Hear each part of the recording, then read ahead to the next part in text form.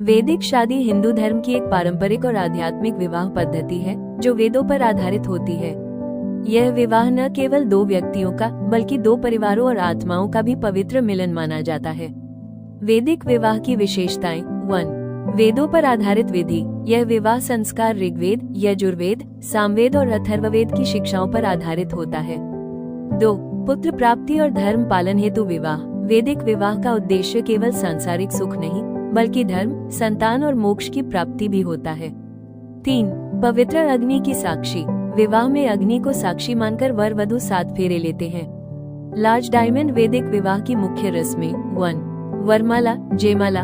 वर और वधु एक दूसरे को माला पहनाते हैं जो उनके मिलन का प्रतीक होता है। 2. कन्यादान।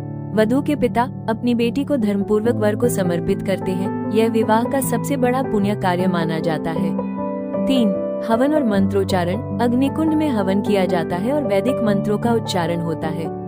4. सप्तपदी 7 फेरे। वर वधु अग्नि के चारों ओर 7 फेरे लेते हैं। हर फेरे के साथ एक वचन दिया जाता है। 5. सिंदूर और मंगलसूत्र। वर वधु की मांग में सिंदूर भरता है और गले में मंगलसूत्र पहनाता है। 6. आशीर्वाद। अंत में वर वधु अपने बड़ों से आशीर्वाद लेते हैं और नवजीवन की शुरुआत करते हैं। 7 फेरों का अर्थ। सप्तपदी व्रत। पहला फेरा अन्न और पोषण की जिम्मेदारी। दूसरा फेरा शक्ति और स्वास्थ्य की कामना।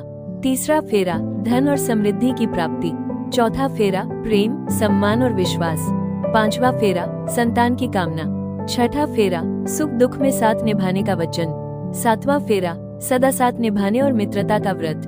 वैदिक विवाह की विशेषता क्यों अपनाएं? ये संस्कार आधारित विवाह है, न कि केवल सामाजिक रिवाज। इसमें धार्मिकता और अध्यात्म का समावेश होता है। यह नैतिक और सांस्कृतिक मूल्यों को मजबूत करता है। जॉइन पत्रिका धार्मिक Facebook group for Hindus festival knowledge Sanskrit and Sanatan.